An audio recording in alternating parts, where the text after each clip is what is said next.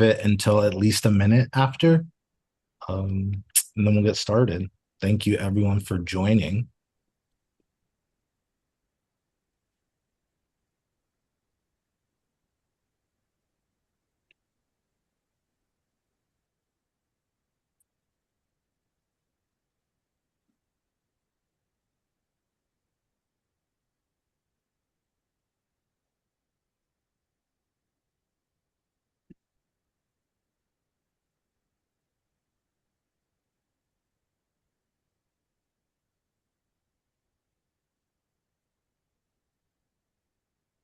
Amazing. Let's get started. Thank you, everyone, for coming. Welcome to Black Space Week.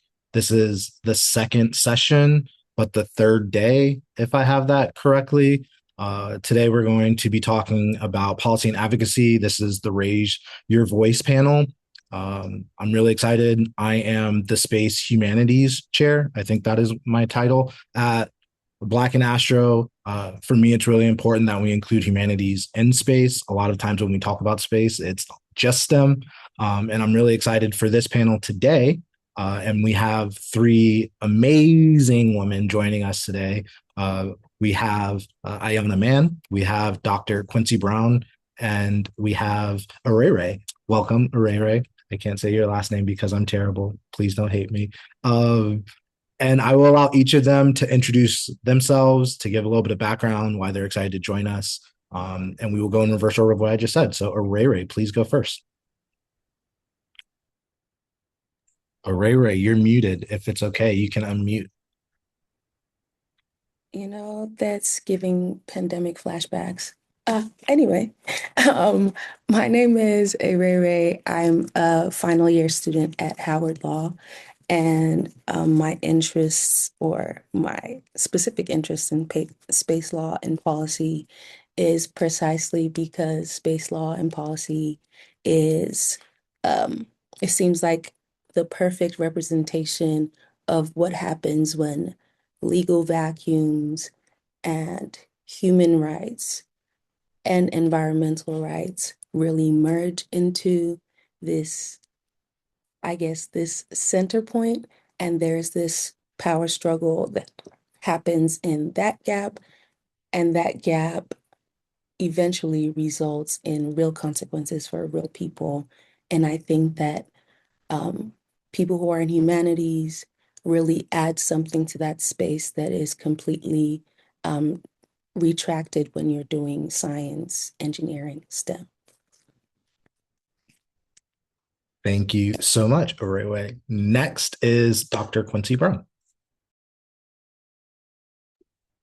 All right, thank you. So I will say, I hate to say this in front of everyone, that I probably have the least amount of space background.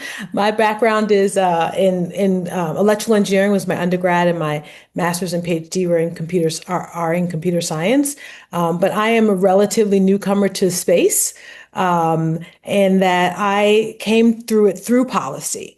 Right. I've done a lot of work in STEM education, computer science education, and workforce development, and thinking about how we, what are the pathways, how we create these environments, get more people into STEM fields, into STEM disciplines and employment.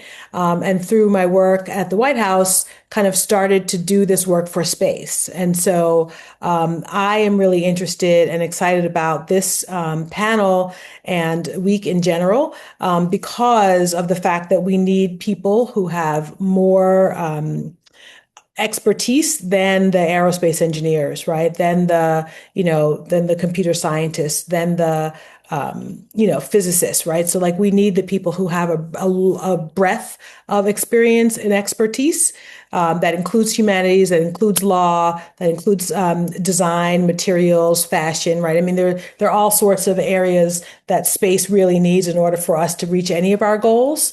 And so I'm excited about the opportunity to share that with folks and learn. I learn a lot when I talk to the space people. Especially, on the law side and the policy side. But I'm really interested in thinking about how we get more people to understand that they're really, really valuable and that none of this happens without them. Thank you so much. And last but not least, Ayana. Hello, everyone. My name is Ayana Mann. I'm a first year going into my second year of my PhD at Columbia University, but I graduated last year with a Bachelor of Science in Physics, concentration in astrophysics, and minors in philosophy and math. And I feel like I got involved in this community relatively recently, similar to Dr. Brown. Um, because of my interest in the interdisciplinary aspect of this new era revitalization of space exploration, but also, honestly, when I was applying to grad schools, the fall semester of my senior year was when Kamala was on campus campaigning, and seeing that so up close and personal really put in perspective how much work needs to be done to still, one, be respected in this country, but also have our voices be included beyond our own communities. And I think the Howard bubble kind of made me kind of get rose tinted glasses in the world that we live in. And it created a lot of more nuance into the degree that I was intending on pursuing, which is a doctorate in astronomy. So I'm hoping to include my voice in this conversation as I'm also trying to explore what a career in space policy looks like. And I'm excited to talk to everyone and learn from everyone. Yeah, that's me.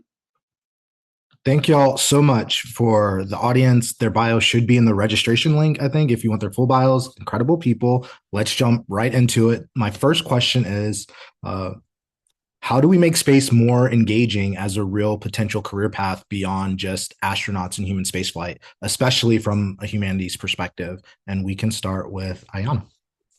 Yeah. I think about this question a lot. And I think that scientists, especially in recent years, okay, let me start from ground zero. What inspired me to pursue science was like the Bill Nyes and the magic school bus of it all, like the mystery, the whimsy, the excitement, the fun that used to exist in science. But it also created a relatively narrow lens once I actually started seeing that in reality of what a career looked like, where I saw physics as a possible like practical solution to the questions I wanted to answer, and philosophy was kind of pushed to the side in lots of ways. And there was such a stark difference between STEM and like technical career fields and the humanities sides of things. And for a long time in my undergrad, it felt like those things had to live separately in separate homes. But now that I'm getting older, now that I've matriculated into my PhD program, I'm seeing so much more overlap and I'm learning so much from humanities people. That's a soft spot that I have in my part.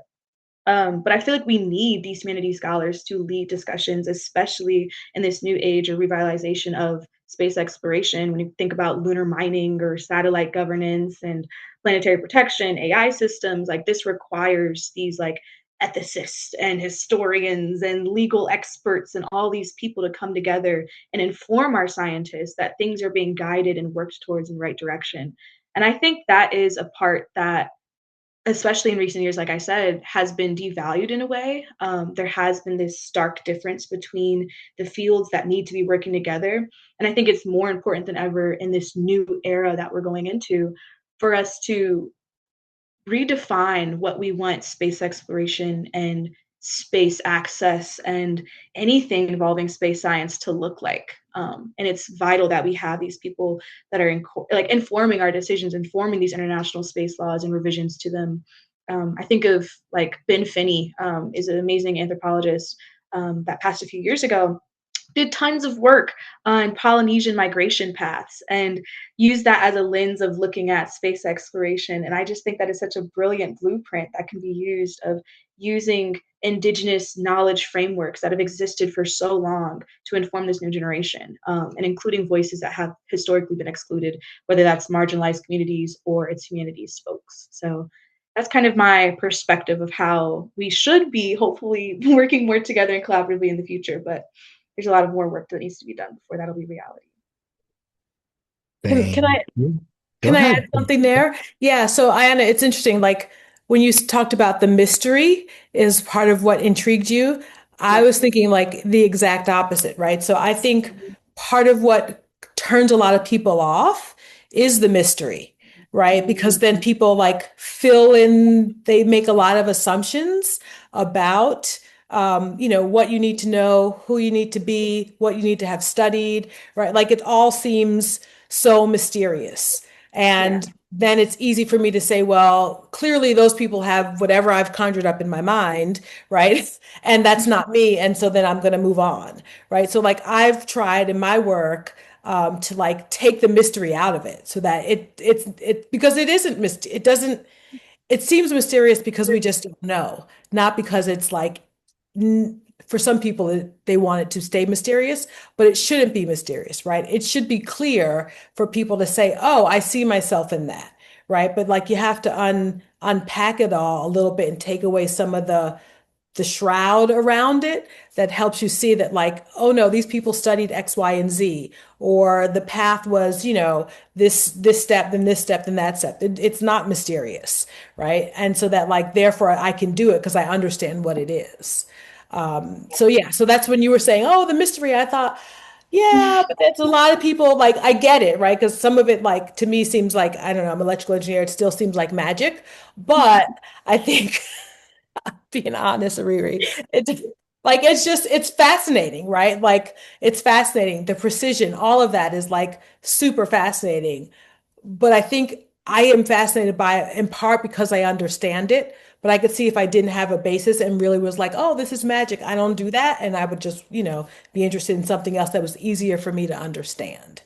Yeah. No, I think you hit on a huge point. Like representation is vital, especially for humanities folks in this field. Like, and that's something that I'm still being informed. And I just met a science diplomat like 2 months ago in one of my aerospace classes, and I was like, didn't know that existed. Like that's the coolest job I've ever heard of. And I think this like gap, and I think that's what science communicators can be doing a better job of. Is like communicating what we're doing, but also communicating that these are the steps you could be taking, like you said, to get there and to find these different kinds of jobs and career paths for you that might fit better than a typical I'm going to be an astronomer in a lab or I'm going to be looking at a telescope. Like there's a plethora of jobs. I just to this day am dumbfounded by the amount. But yeah, you're absolutely right. Representation is key for this field. And I think the mystery lies in like the questions that are out there left to answer, but it shouldn't lie in the jobs that exist. So yeah, totally I agree. agree with the both of you, and I think that those things are not mutually exclusive. I think that the wonder should be there. I think that it's the reframing of what happens or what we do with the wonder. So if you have an interest in the astrophysics part, which I also did, I did that in Arizona State. Um, I think that there's no way to get into either parts of space without still coming to this center point where even if you're in math or if you're in humanities, at the end of it all, I think what you come to realize is as much as space advances technology, your internet, your GPS, whatever it is, at the same time, think of how often you use that GPS. Think about who you are now connected to because of the GPS, who the internet is now connected to because of the GPS, what we're able to do as a society because of space exploration. And once you start to see how space interacts with human beings, turning that retiring that astronaut frame, essentially, because people want to be astronauts. No offense to all the astronauts out there, but they're super nerds. You weren't going to stop them anyway. The amount of work it takes to become like a space flight or a tech person working in actual spacecraft is bizarre. And so you can't stop them.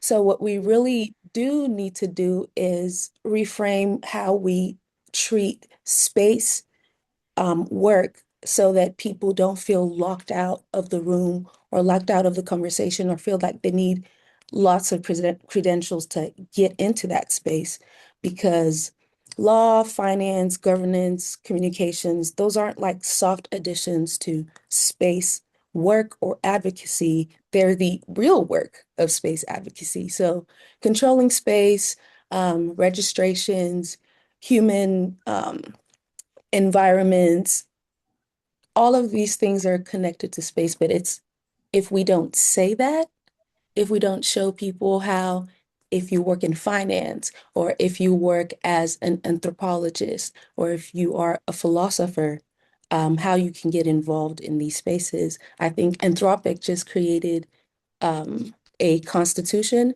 and they hired a philosopher to be Claude's conscience. But think about how much AI is related to space technology. Yeah. And I think it's important that like I think I just lost my train of thought also that like we are transparent in our stories, right? As you mentioned, Riri, like that people say, well, this was my path, right? And it's also one of the things that I learned coming into this industry is that the space people love to talk about space stuff with the space people. It's a lot. I mean, no offense to us, y'all, whatever. Like y'all, they go off into this like whole land and they are just there by themselves and they are just in their happy place.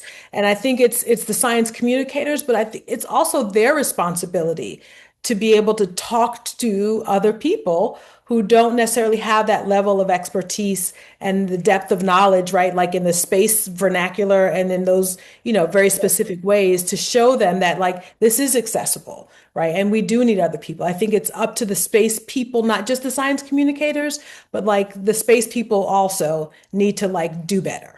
That gap is exactly where humanity sits. Sometimes, as a person who is understanding the molecular magic of like just particles in general or thermodynamics, you don't have time to break it down for the rest of us, okay? Somebody, however, in humanities is the translator between scientists and the regular people. What does it mean when someone says, oh, there's a nuclear reactor that generated energy this amount? What does that even mean for regular people? What that means is cleaner energy, lower light bills, but that's a conversation that someone like me or someone else in the policy space would sit in that, chat to the scientists, and translates for the rest of us non-magicians. I love all of those points, and I love the organic nature of the conversation. Something that each of you touched on in your own way in different answers is the struggle with space communication, not just science and STEM communication, but space communication in general, thinking about how it impacts your day-to-day life and how a lot of people don't tangibly feel that.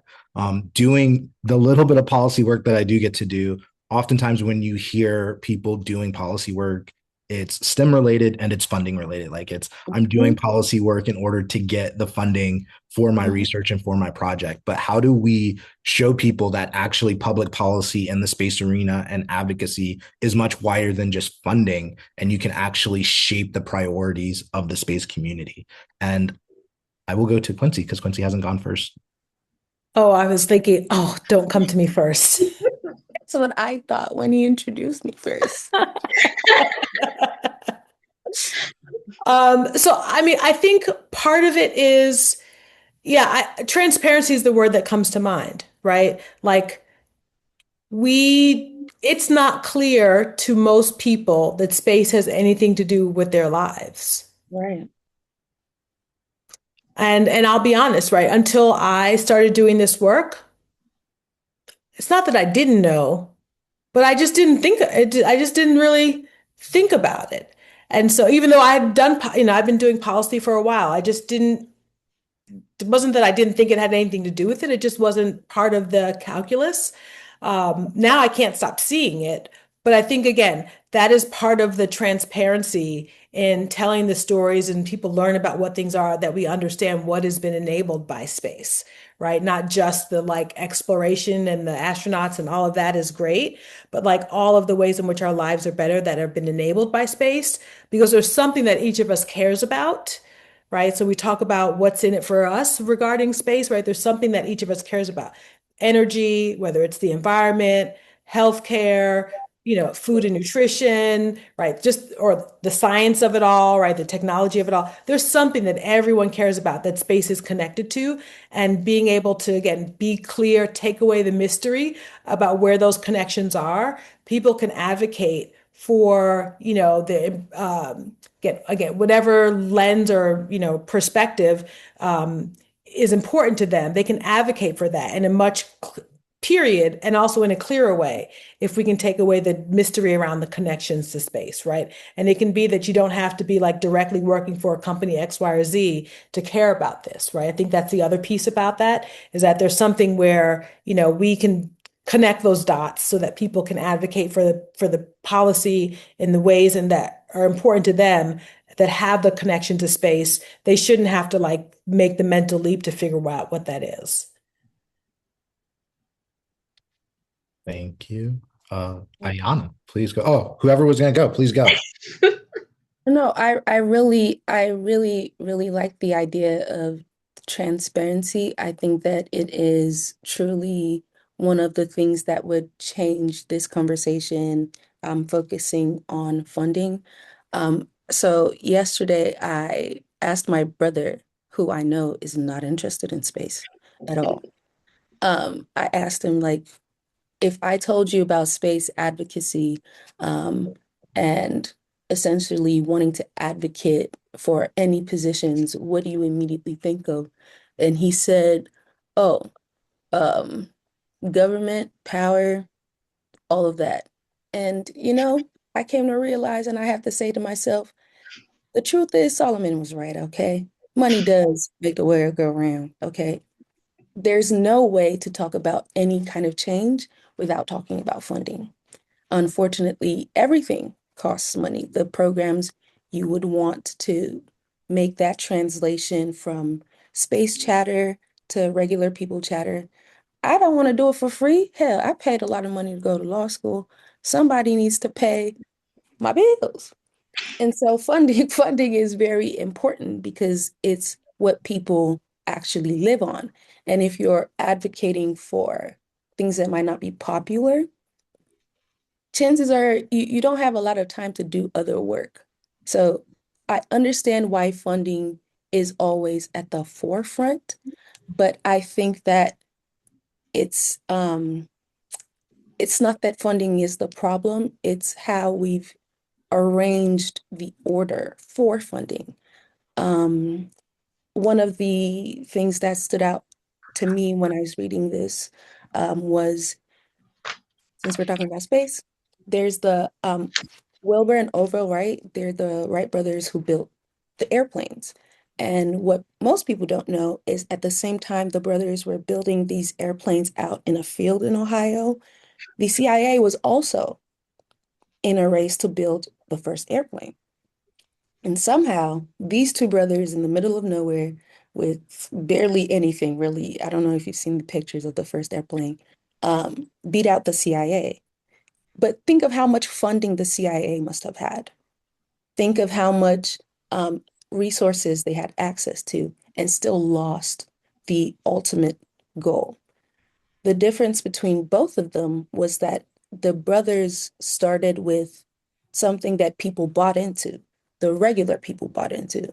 Um, they were willing to find them materials. They were willing to let them try things. They were willing to give these brothers space because they believed in this ridiculous dream, right? But the CIA, their their goal was for like dominance and things that make no sense to regular people. Um, and so I think that for us to stop talking about funding primarily in this way that seems to detract from the policy space, we have to put our policies and our principles in front. We have to tell people why first. When people buy into something, you don't really even need to tell them to give you money. People spend, like Kylie Jenner made billionaire status by regular people donating to PayPal, y'all. People. So when you set this, even when it seems ridiculous, they wanted her to be a billionaire. So they gave their own money. Think about something else that people are passionate about. They come out of their own volition to talk about it. Like you said, space people love to talk about space with space people and with non-space people. And that's really how you sell something. You sell an idea, or you sell a value, or you sell rights of people. You sell the rights first before you ask for the money. Yeah.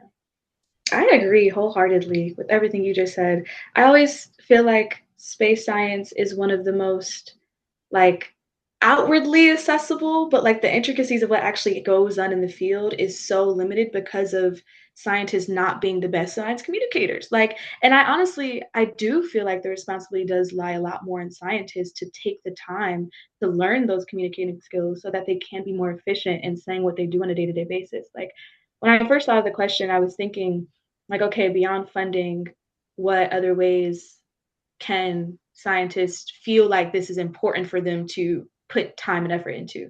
And it just made me think of recently there's been this new position where there's going to be like an overseer of grant proposals that is not a scientist at all, just a government official.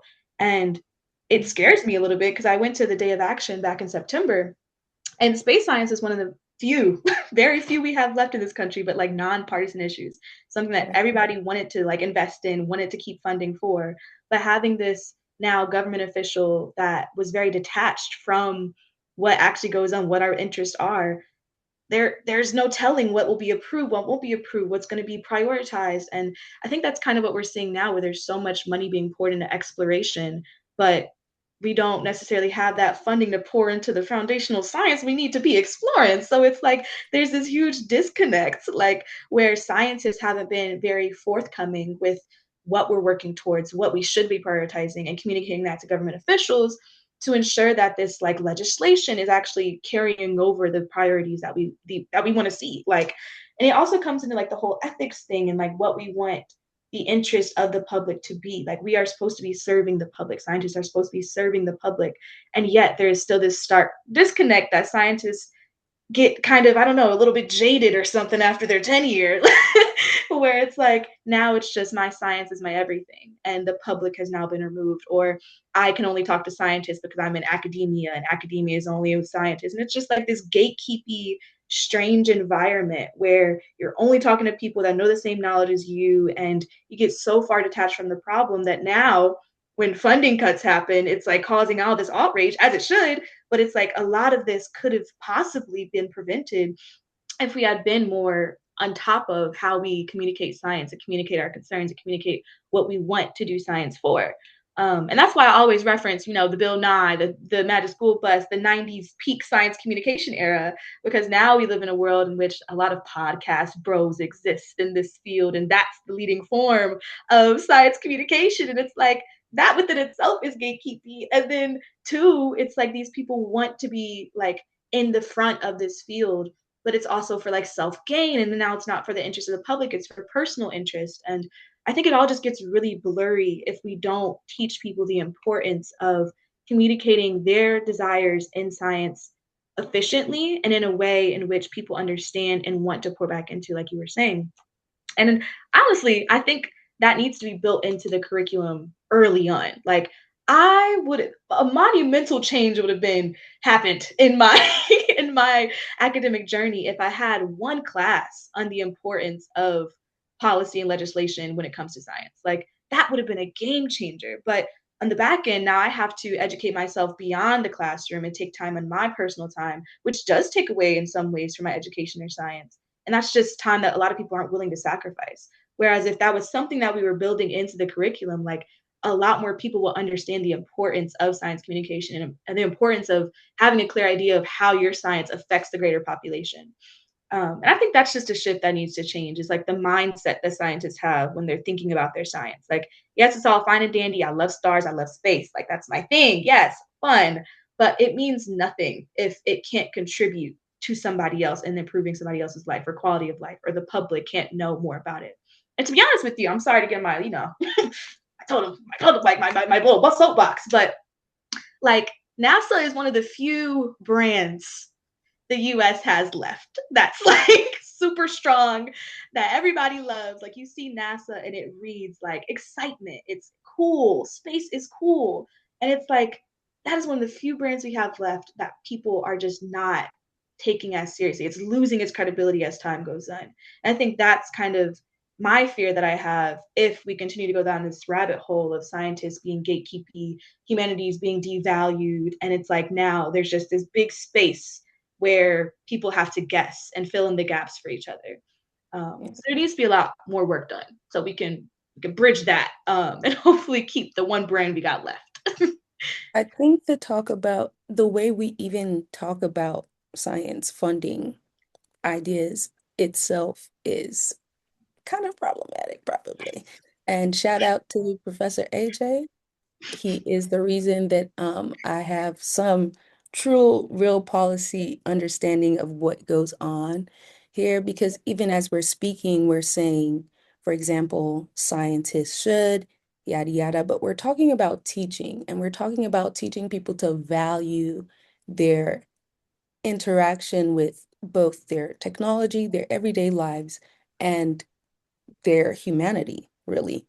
And so when we say things like NASA or the government, we're still talking about space as if it's this thing that the institution does to us, gives to us. Space is there. And people from tribes and cultures across the universe, well, really Earth, as far as we know, really study space and have this interaction with their environments. I forget, I think it's Gabon or something. They have like a natural nuclear reactor in the ground, which is crazy. Um, but these are the types of things that in this town, they had power to essentially power their whole country. And because of a lack of understanding and this thing that we call space, um, people don't interact with their environments the way they should out of curiosity, exploration, just the way it is, teaching people how the environment works and saying that it's space in particular or science in particular makes it feel like it's something you have to go somewhere formally to study. But it's not really. It's really you as a human being interacting with your environment. Yes, all of that. I think something that I try to teach my students when we do space law is it's not just the law and policy, it's how you communicate the story and shape the narrative and often combat the narrative. I think NASA is a great example of space washing. Like you can look up space washing on the Palestine Space Institute website, but the idea of NASA is brilliant because NASA is funded by Nazi refugees or founded, not funded, founded, created. Like that rocket technology has a very dark history. And yet, to your point, NASA is a brilliant brand and people fall in love with it and you see it everywhere. And that gets to a question in the chat, which I actually really like. And it says a lot of apolitical people, apolitical in quotes, sometimes me these kinds of conversations with keeping politics out of science. I will expand that to keeping politics out of space. What are some ways we can amplify the through line and connectedness of bigotry, oppression, and anti-science attitudes? I will add militarism and imperialism and frontierism as we're talking about space. So I think that's actually a really great segue into the question that I have a follow-up for, but I would love y'all's thoughts. I'm going to follow up from that is I'm a writer and amateur astronomer, space hobbyist. How can I help support space communication, bridging that gap more generally? And I feel like that is the question of my life. Like, how do I teach people to care about this stuff that's really important beyond just rockets and the science? Quincy, I see you nodding your head. So yeah, I will stop talking. Whoever wants to take that, but I love this idea of shaping the narrative because to Ray Ray's point, like shaping the narrative is how you get to the dollars. That's how you stop dollars going to things that you don't like and don't support. And so yeah, so many thoughts. I will stop talking if someone wants to take the lead on that. I'll say that I will admit that what year is this? 10 years ago. Um, I was under the belief that science was to a large degree apolitical, right? That science, like I said, space is it's bipartisan. Everyone loves it around the world. Like it was apolitical. Um, I have come to learn the hard way that, it is not only is it not, or I should say, it hadn't necessarily been politicized in a lot of ways. Maybe that's a part of the way I should say that, right? That there was some just basic agreement about the importance of science, and that it was protected, right, by some of the structures from the a lot of the capital P politics, right? Not the lowercase p policy, but the capital P politics, like the structure of the National Science Foundation and some of the agencies, where had this buffer around them from, Ayana, you mentioned some of the recent, changes or proposed changes to, OMB and things that are happening, from funding, right? From political interference. But those days are over. And I think a lot of scientists have learned the hard way that they are not as buffered and protected from capital P politics, but then also understanding how politics, I was going to say dotted lines, straight lines connects to policy, right? And then it gets really into the, who gets funded, what gets funded, why it gets funded, how much of it gets funded in ways that the science community hadn't had to experience. But I think to the question, there are a lot of scientists, I'll speak for myself, right? A Black woman who has long, ever since I've been in science, has always understood that Black women don't get funding. Like, it's a much harder line to toe because, oh, the question disappeared from my eyes, but like because of pick the ism, right? And so like that is not new for me. But I think for a lot of people and a lot of institutions and organizations that just became accustomed to receiving the funds, right? Just doing the work, thinking they were in this like bubble, having been in this bubble, and not even understanding that they themselves were oppressors or they themselves were contributing to the exclusion of others because it just wasn't, they didn't have to think about that. Now that they're on the other side of that, they're like devastated. Whereas some of us who've always been there are like, yeah, we've always been here, boo. Like, like come join us, right? Like I think so we are experiencing this and responding to and reacting to some of what's happening now in very different ways, in part because some of us are like, yeah, I know how to function without funding.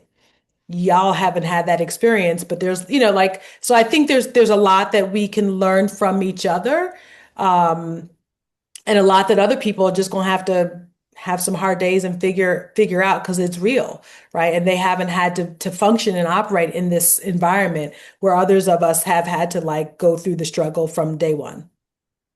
Yeah, I wholeheartedly agree as well. I think something, especially when I was matriculating into grad school, one of the biggest things on my mind was just I don't, as a Black woman, like you said, have the privilege of separating humanities slash the world from science. Like, I have to live as a Black woman in this field. So, like, me thinking about the broader picture, the broader impacts of what I do on a day to day, I have to do that in order to feel sane.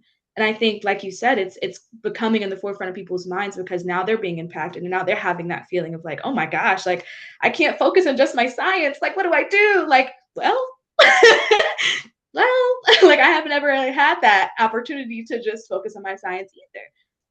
But I feel like going back to the question as well, like I taught a lecture on the sociocultural context of astronomy, like the ancient practices of these indigenous countries, like Ray was talking about, like there were so many foundational discoveries that, well, not even discoveries, foundational knowledge that built this Western science that we call it today.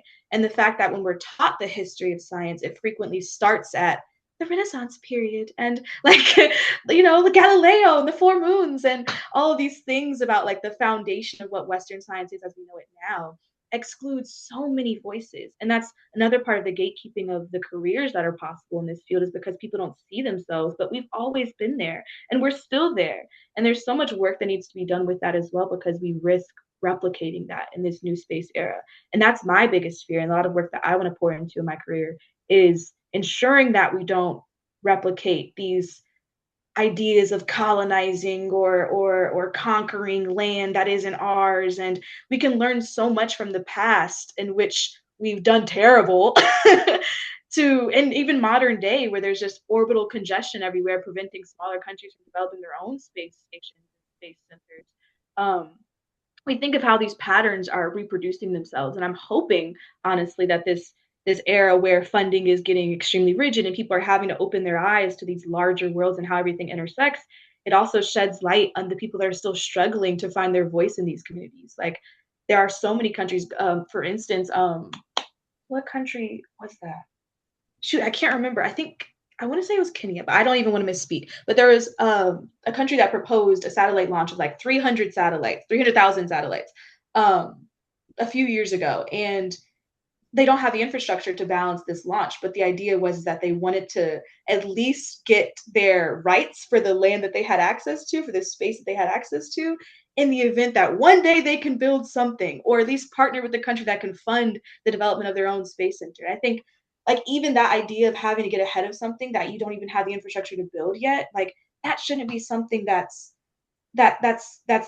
burdening a country that's just trying to develop its own infrastructure. Like that's insane to me. And I think there's a lot of work that needs to be done with reallocating resources and ensuring that we are exploring space for the right reasons, which is why philosophers and rethinking the ethics of the International Space Treaty and things like that, like needs to be reestablished, especially before the ISS comes down, so that we can be on the same page going forward.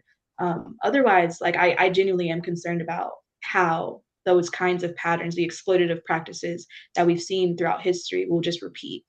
Um, yeah. Mm. I say I know it's crazy, but I do these thing where if someone says something like politics doesn't belong in like these types of conversations or keep it out, I kind of almost have to go back to asking myself what even is politics. Um, and really it's about people and the rules they follow when they live in the same like space. How is that's literally space if I think about it. We are literally trapped together in a space and we have to find a way to live together. Politics is immediately part of the conversation.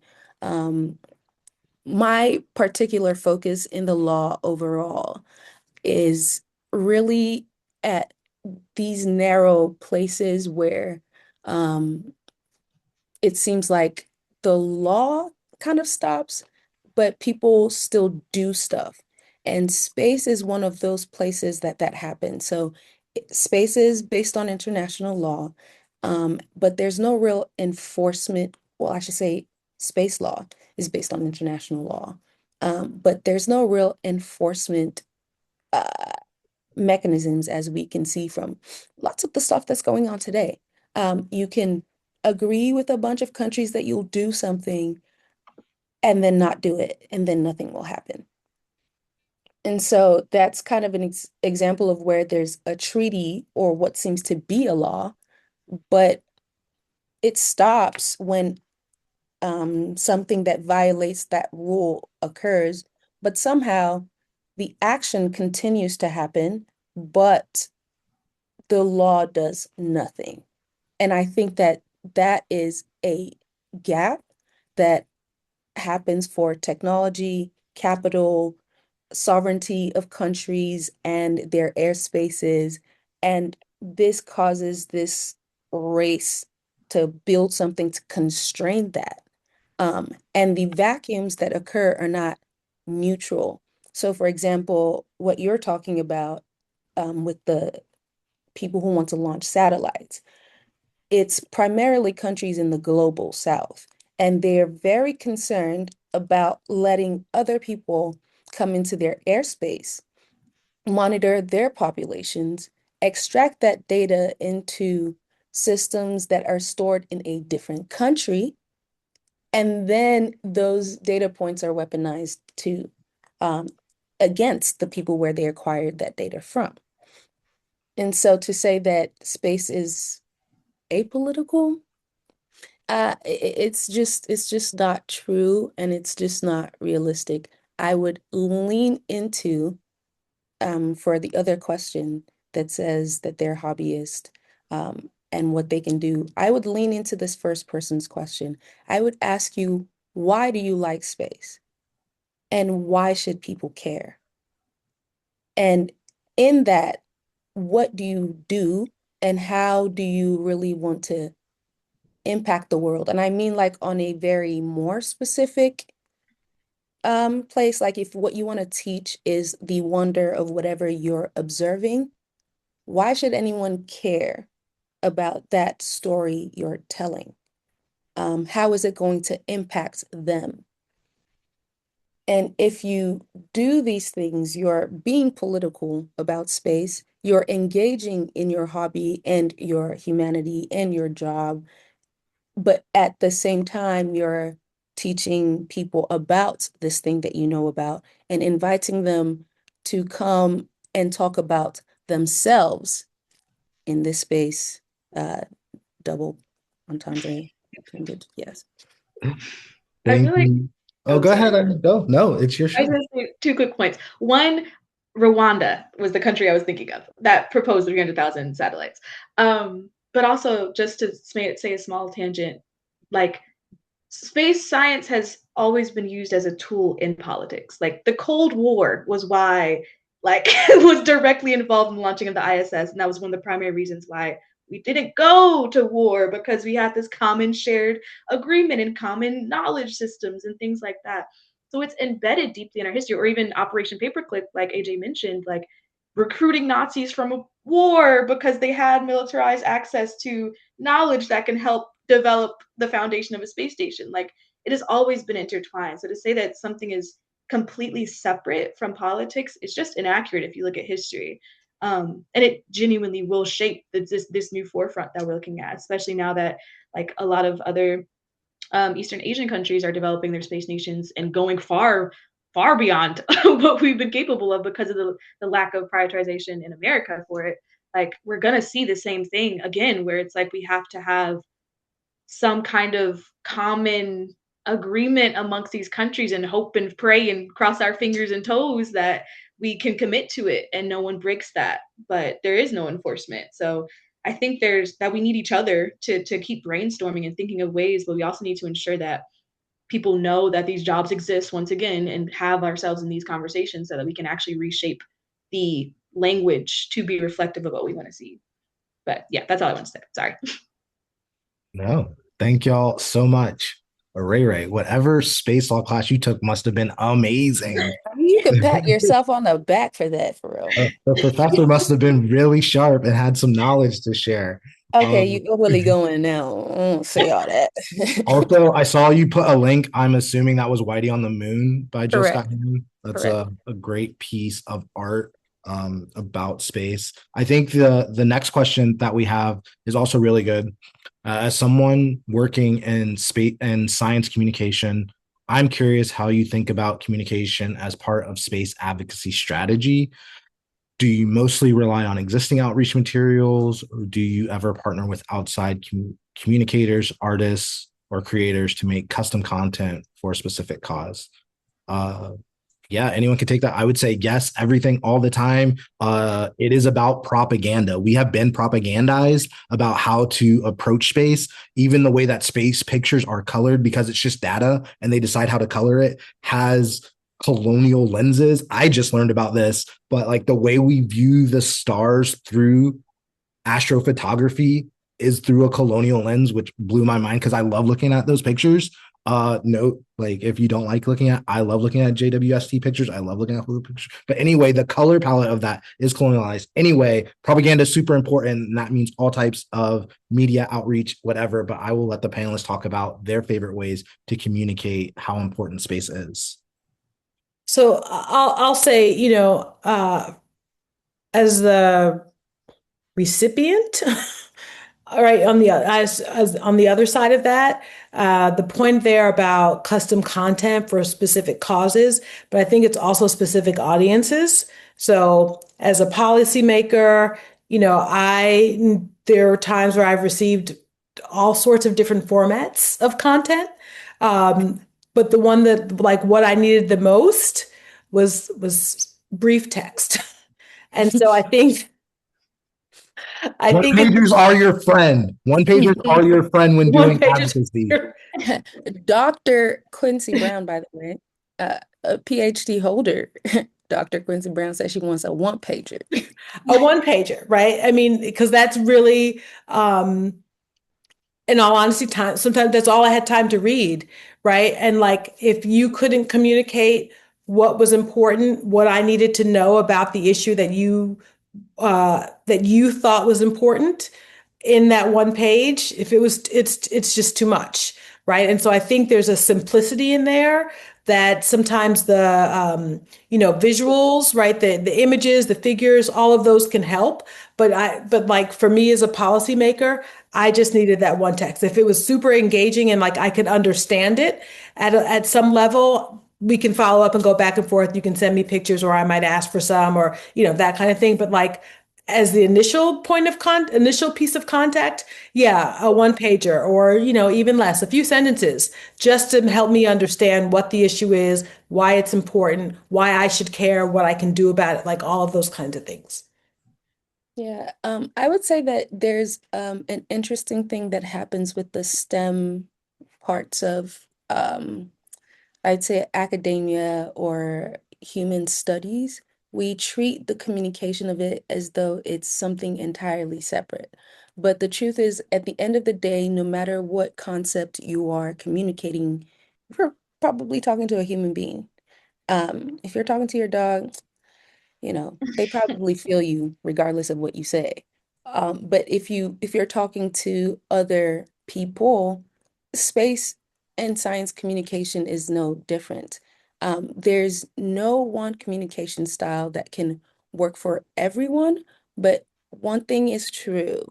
If you decide who you want to talk to, a lot of things start to fall into place for how to communicate that thing.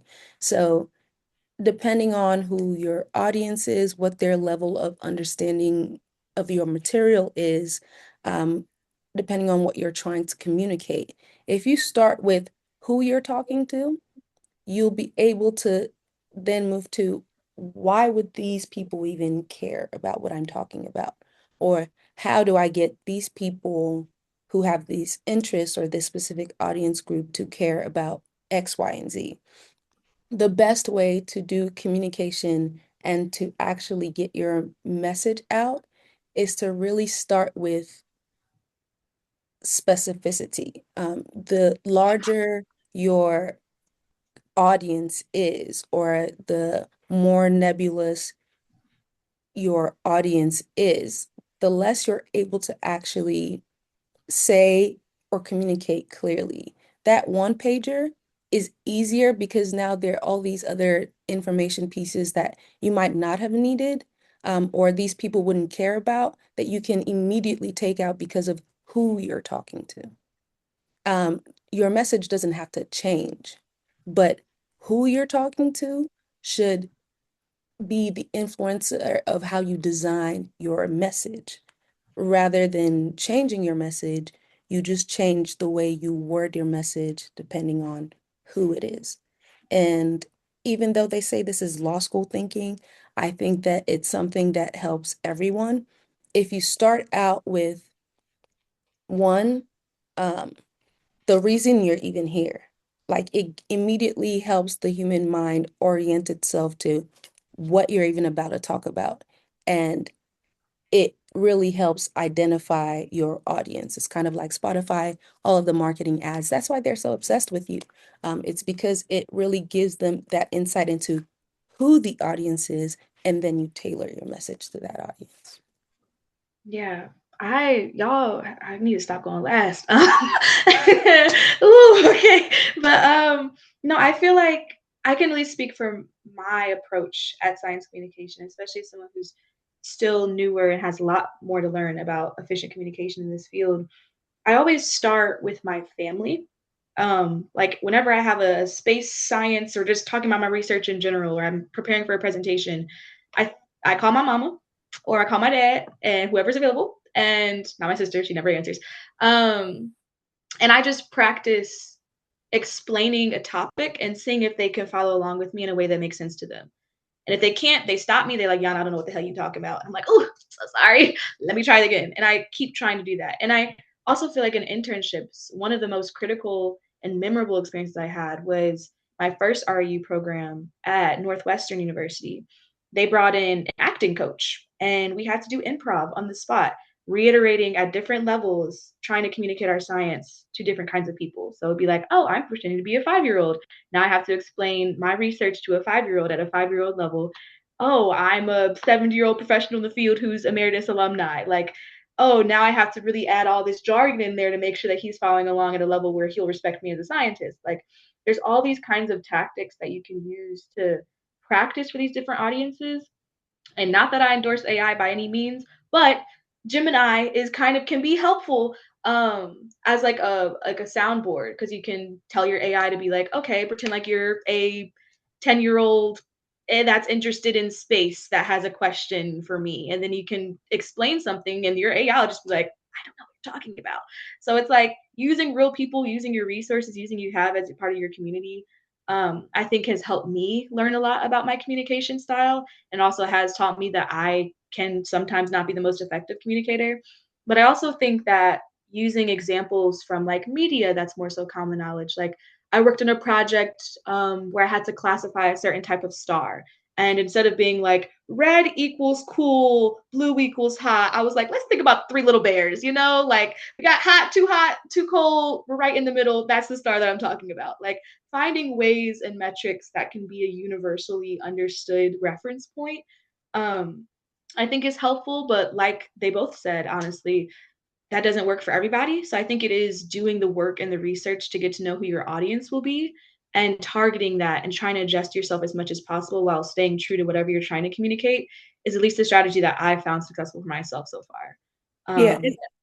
Yeah, go I ahead. was Sorry. I was going to add, and like the who your audience will be or who your audience is, I think it's like understanding what they care about, right? Like you're clear about what you care about, what you want to communicate, and what you want that person receiving your message to do or know. But I think it's also important to understand what they care about, right? Because they may be opposite, they may or may not be aligned with what you care about. And so being able to like have that perspective, right? Like you said, using the analogy, right? No, this one's not too hot, this one's not too cold. Like Quincy cares about the things that are too hot, right? Riri cares about the things that are too cold. Like you are where you are, but having that perspective, understanding what we each care about can help you change the analogy or say, yes, this is too hot. However, right? Like it helps you kind of do the pivoting so that as the recipient, I don't have to make those leaps. And so I Right. think that that part is really, really important is understanding your perspectives is just as important as understanding the other person, the recipient, right? And what they need, and what it is, how you can get them to do or know or think about what it is you're interested in. Yeah. 1,000%. Oh, On the trying to be fair here, because everybody brings something to the table. One of the things that you can think about is MAGA. Think of how effective they have to be at communicating to their target audience to get them to all essentially repeat the same thing. These people don't live in the same places. They do not share cultures, okay? But they have this shared message that they're holding together. Now, you might disagree with the message, but the part about learning to communicate is learning who your audience is and what they care about. People will vote for only one thing, like literally one thing, regardless of the cost of every other thing. And that's unfortunately the beauty of communication and telling your story and the thing you care about in a way to make another person care about it to even a greater extent. yeah. I think that was a great example. I was going to say too, like when I had the opportunity to talk to legislators, and if you ever send an email or call legislation to talk about whatever you're advocating for, doing research, but also like knowing what scares your audience is particularly important, I found, especially with talking to legislators. Like it was interesting to me. The first room I went into was a Democratic office. It was like I didn't have to adjust my tone or too much of how I would normally communicate to anybody that was in my community already.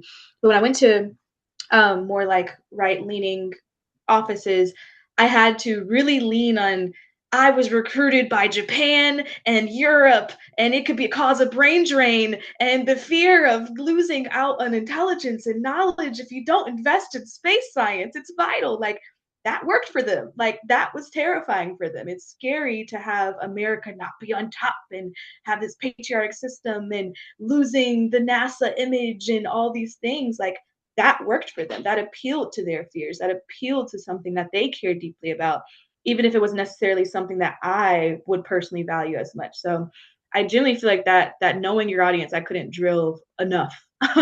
Especially when it comes to space advocacy strategies. And if you're talking legislation specifically, most of these people have full websites of what their values are, what they support, what they don't support.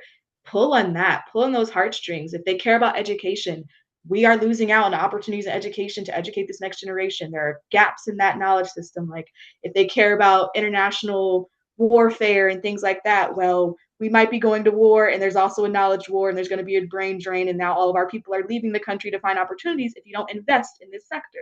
So it's like pulling from these different things that we do have access to, using those resources like I was talking about, I feel like is at least a nice first step until you find your footing.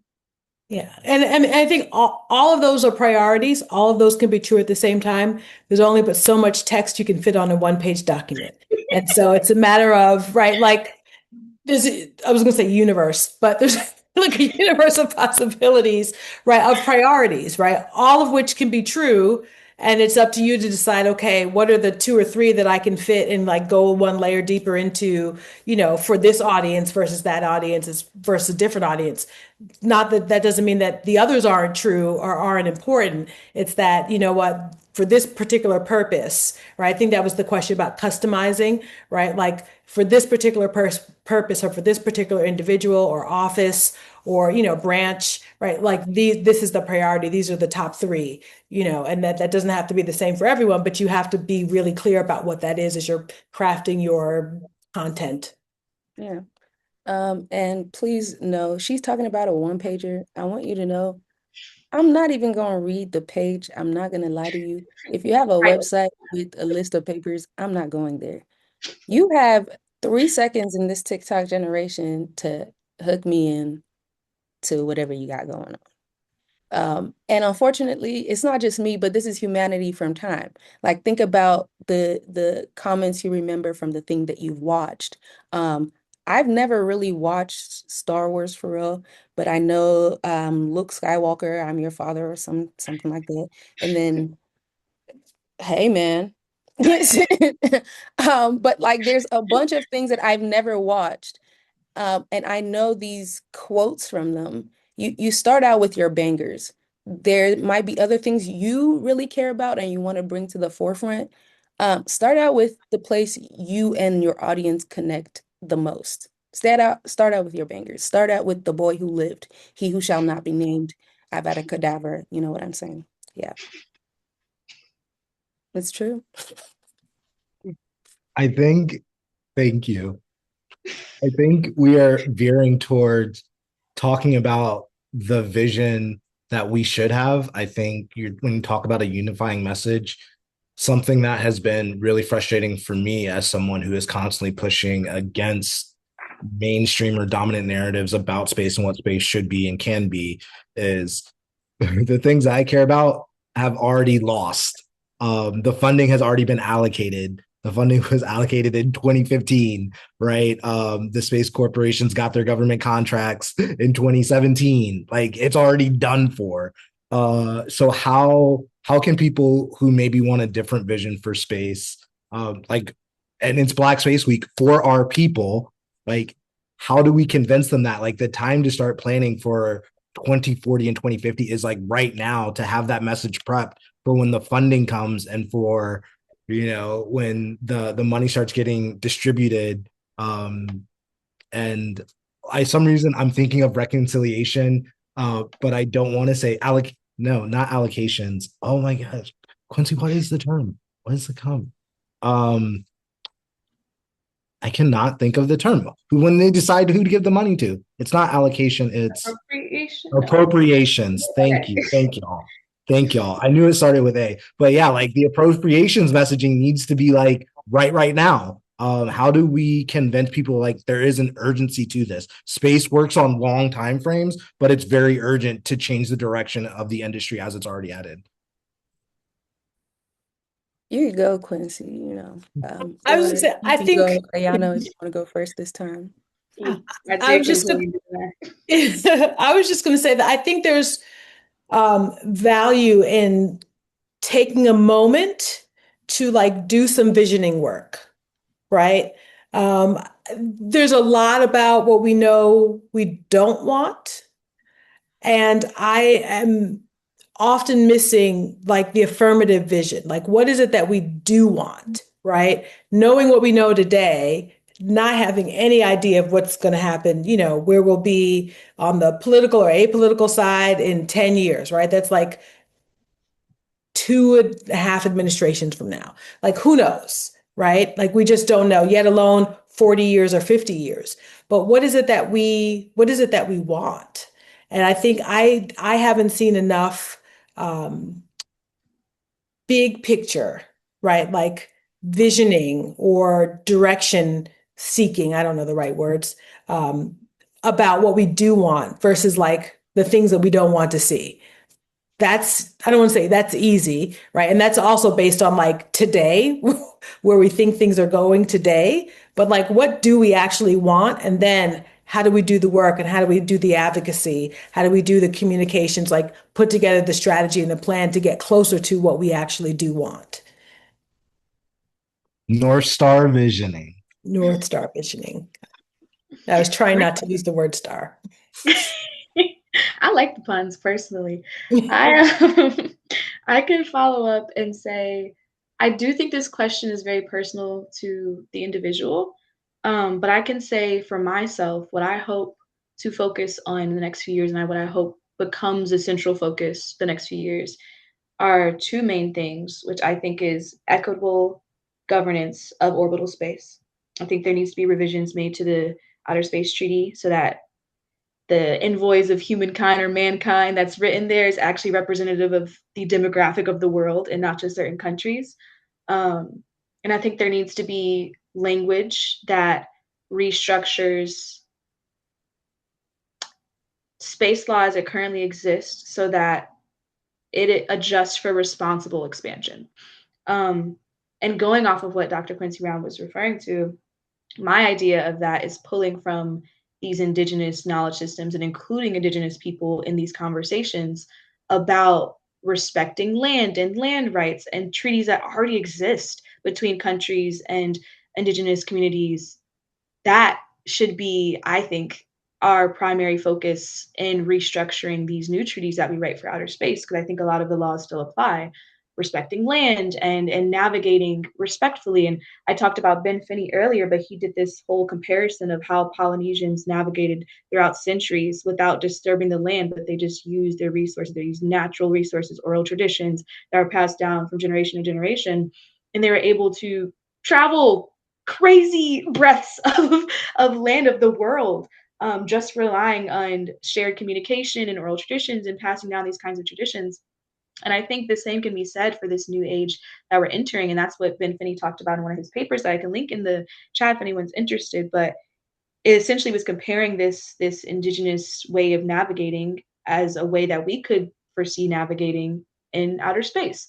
And I think that is a good foundation, honestly. I do think there's so much that we can learn that already exists here from knowledge systems that are just excluded from the monopolization or the big monopolies that exist for the space industry. So I think those are the two things that I would like to focus on, is ensuring that indigenous voices are included in this restructuring of space law so that there isn't this monopolization of certain countries that only have rights and access to exploring space, but also that there isn't this risk of repeating exploitation in outside of the world, because we've already done that plenty. So yeah, I guess that's kind of my vision. I will just interject my privilege. The Outer Space Treaty will not be amended, and there will not be a new international treaty in space law anytime soon. A girl could Um, wish.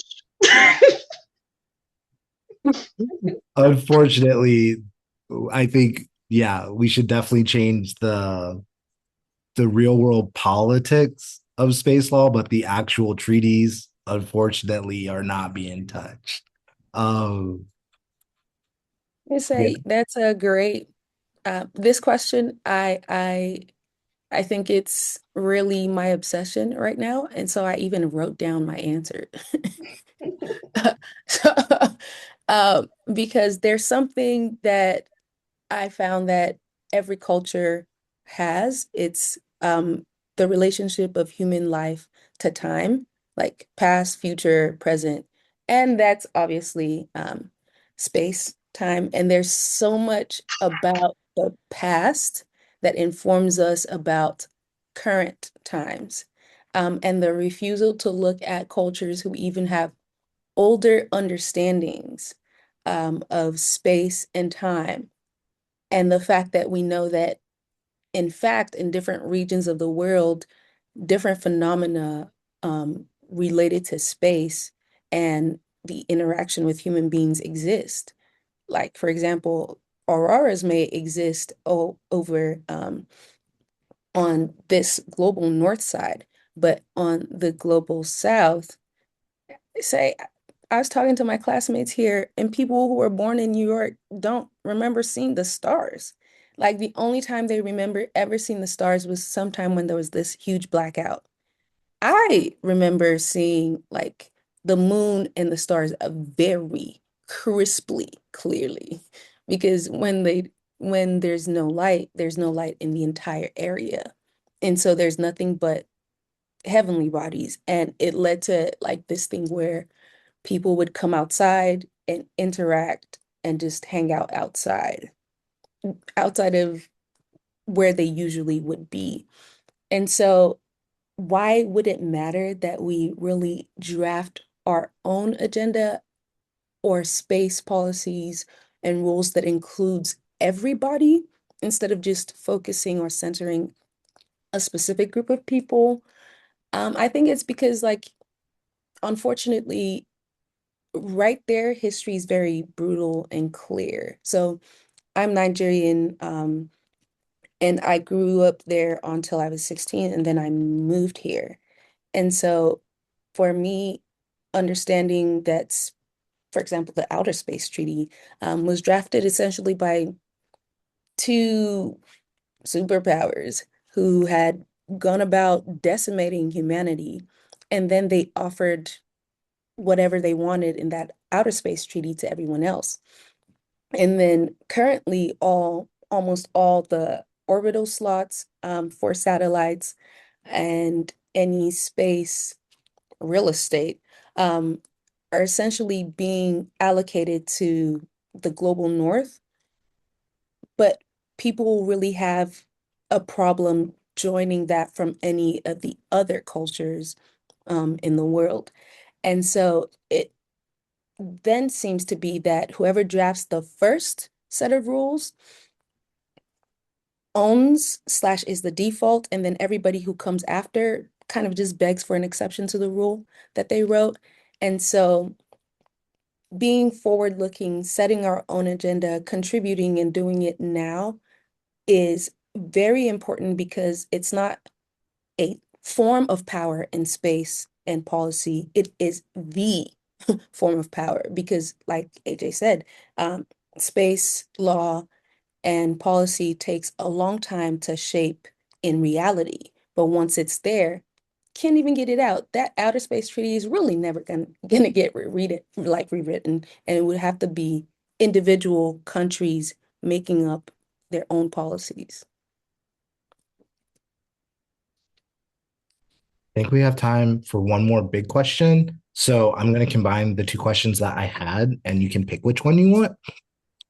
So the first one is, what is one area of space policy that you think we should really focus on over the next few years to make a serious impact on the direction of space? I know I forgot which panelist said it, but someone's like, everyone has their own important thing. So which one policy should we focus on?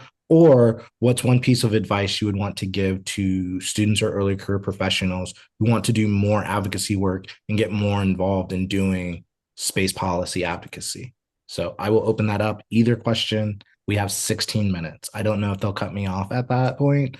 So yeah. So I can go first. I'll take the latter. I will say that I am encouraged by early career professionals, students, um, who are creating new paths, who are not allowing the silos, the boxes, the verticals that I don't know, I'll say my generation has created and passed on to you all, not allowing those to be the final word, right? I think there is a lot of um, acceptance. Acceptance isn't the right word, but so I don't know a better word right now. Acceptance of just the way things are. That kind of, or the way things were, that I'm encouraged by you all not accepting, right? Like at all. And doing all of the things to push back, to challenge, to change, right? To really learn and understand and interject new ways of thinking into the discourse, and holding people accountable for making change in ways that I guess, I mean, maybe every generation feels this way, but I don't know that we did in that way. And so that to me is what I would say. I don't know if that's advice or encouragement, but I would just say I am encouraged by you all's, deep understanding of not just the past, but like where we are, how we got here, all of those things that extend beyond beyond the science, right? Beyond the understanding. But I'm also, this is not part of your question, like what's been in the back of my mind and I've been thinking about is like wanting you all to like understand also to take care of yourselves because holding all of this at once, right, is a lot. And having to like be technically expert and also um, expert in like how you communicate, like all these other things in ways that other people are not even thinking about, right? It's a lot. And we also need to understand how to like respect our own humanity as we're doing that. And I appreciate that, again, your generation seems to do a better job of like trying to figure out how to like hold all of that in ways that are healthy and healthier than in previous years. So that would be, I don't know, like I said, that's not necessarily advice, but I think it's encouragement, and to know that I am encouraged by you all just doing all the things, but also like finding ways to have joy right in the midst of it and creating your own communities and doing all of those things that we just need more of. Yeah. I think that we should both, I agree with that so much that I think essentially we should focus on precisely that humanity, everyone's humanity. I think that if we take anything, not just space, but if we start from, okay, what does this mean for human beings and where they live? How we immediately begin to interact with whatever it is we're doing, even and especially in the space industry, everything really starts to change. Like the Artemis Accords, Outer Space Treaty, all of it contains these beautiful human centering language. And that's why they were all able to come together and agree to it. But the failure is that we did not live up to that expectation. And perhaps one of the problems would be that, you know, maybe specifically saying that someone is a colonizer, whether it's true or not, immediately starts to make people feel defensive. And if my goal at the end of the day is all of humanity, I kind of almost I actually do have to live with people I don't like. Um, and I have to take, unfortunately, those people I don't like, their perspectives um, into account when I'm creating the world for humanity. And so I think that me personally, instead of saying, for example, the problem with space law and international stuff and funding is, for example, colonization or oppression, because once again, people hear words and they start moving away. I think narrowing a harder to dismiss um, focus on humanity, for example, saying the systems or the rules promised to all of us, or like the treaty, Outer Space Treaty says, for example, that space is the province of all mankind and the benefits of space is for all countries. However, it's only a handful of countries that operate like 70% of space resources. And so no one can really deny that the system's own promise of benefit for everyone doesn't match its observed distribution. Um, and that it seems like it's first come, first serve. That's how it gets distributed. And so let's talk about humanity and how that affects both the people who are hoarding the resources, because science has shown that power, money, and hoarding is not good for the human mentality, and how at the same time lack also drives that same dehumanization instinct to kill, to rob, because you're hungry. And if I'm hungry and I haven't eaten and my baby hasn't eaten, yeah, somebody's gonna have to give up that apple, okay? You have two, I have none. Um, and so all both of those extremes kind of um, make us diametrically opposed. I think that there's always a middle, even if I don't like the people who are meeting in the middle. And so really centering humanity and focusing on that, I think will really change a lot of the processes and arguments or focuses that we make to everybody's benefit. But of course, you know how humans be. My hopes and dreams, girl. My hopes and dreams. I have no problem calling someone who says they want to be a colonizer a colonizer. If they self-identify as a colonizer, that is the Exactly. terminology If I want you to come use. here and tell me you a colonizer, I respect that. That's your But name. guess what? We have to live on the planet together, though. You gotta live with your well, not me, I'm not from South Africa, but in general, you gotta live with your colonizer, man. Can't I kick got them it. off. Can't kick Elon Musk off the planet. I'm sorry. I got Yep. it. Go. No, I was So just we gonna. gotta find a way. We have to find a way, unfortunately. Oh, I was gonna add that at least on the advice tidbit, um, I guess something that I'm trying to do. So maybe I haven't, it's not foolproof yet. I haven't finished the process of doing this, but what I'm approaching is thinking of the question that I care most about right now in regards to this field, and doing my best to find others that are also thinking critically about that question and engaging with them. And I think networking without using people as a means to an end is incredibly important, especially within our own community. So Black and Astro does a great job of highlighting different opportunities as they come. AAS is an extension of blah, blah, blah. Planetary Society also hosts Day of Actions where you can talk to legislators. Um, there's so many different organizations they can get partnered with just through communicating with people through Black and Astro. So just don't be scared to ask. Like I think about, do some real self reflection about what you cared so deeply about, what you wouldn't, if the world was ending in 5 years, what you would at least hope to accomplish or work towards solving or finding a small solution towards, what would that be? And then finding other people that are thinking critically about that. I feel like that's how I'm approaching this right now.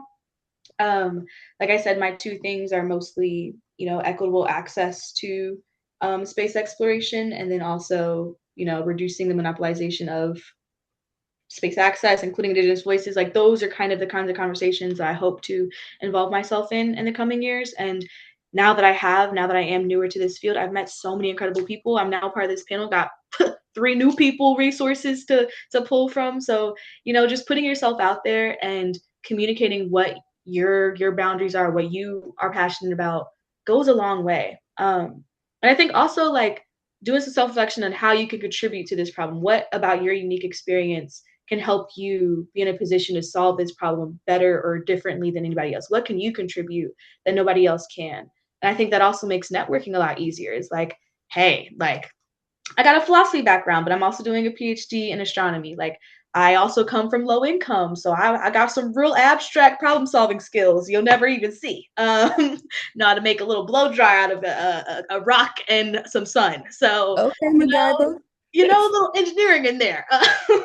But it's like we all bring something unique to these positions, to these conversations, and I think doing self reflection on that, what that question is, and then what you can bring to that question, and approaching conversations organically like that is at least the advice that I think I'm going to give myself. And if you want to take it, then let's go on this journey together.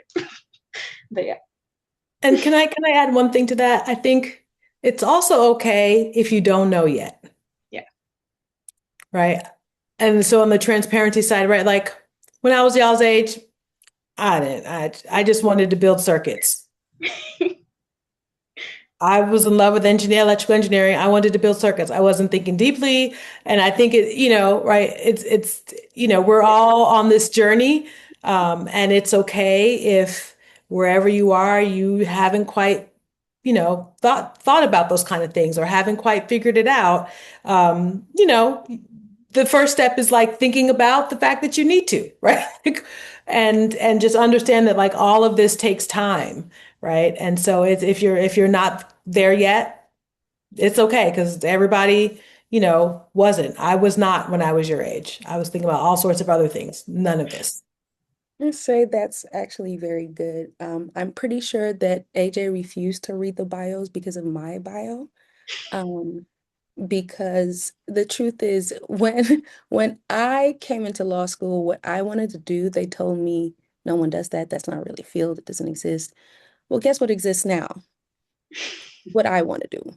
And so really, really not being afraid, like Ayana said, and even if you don't know what you're gonna do next, know who you are. Who you are is really a huge driver of what you do, how you do it, why you do it. I'm really only, let me tell you something. Kendrick Lamar and I, D1 haters. When I say that I'll come to the table with people that I don't like, yeah, bro, I read their work, I study them like I love them. Am I enraged as I'm reading it personally? Yes. But who I am is I want a world in which wherever anyone I love happens to go, the world does not negatively impact them. And I mean who they are and how they see themselves and how they want to express themselves in the world. But the only way to really do that is to have a fair world for everybody, including the people I hate. Yep. Because those rules might work against the people I love. Because I don't know where they'll end up. If one of them turns out to be a bum, I can't say luck them up. I don't want them to luck my person I care about up. So having that mindset, knowing who I am, really drives what I choose to do. So I might not have known where exactly I was going, but I knew who I was going to be when I got there. And that really helps you eliminate a lot of things. And I'm not going to let nobody tell me I can't do nothing. I'll find that out for myself if I can do it or not. So really do what you want. No one can really imagine or understand your perspective no matter how well you communicate it. So if there's something or some gap, some strategy you see in your world, your field, you're looking at what exists and where you want the world to go, and what's the gap between this and that, who you are really helps you figure a way to bridge that gap. You don't have to label it a lawyer. You don't have to label it an engineer. Don't label it anything. Just like Nike said, Do it. Thank y'all so much. I did read the bios because I didn't want to butcher anything and they already had access to it. I encourage everyone to pursue whatever passion they want. I want to just echo Ray. When I started doing MySpace thing, people said what I wanted to do was science fiction and they didn't take me seriously. And now there's like whole conferences where people steal my work. You know how it is. There are whole institutions that don't believe in space law, even though I'm trying to force them. You know, it's all good. It's all good. Thank y'all so much. We are under time, which is phenomenal. I really appreciate it. We had uh, I thought a great panel personally. Appreciate all your knowledge sharing and thank y'all so much for participating in Black Space Week 2026. Y'all make sure to follow Black and Astro on all the socials, visit the website, all the things I'm supposed to say at the end of a webinar. Thank y'all so much for being here. We truly appreciate all of you. Thank you. Thank you so Thank much. you. This was great.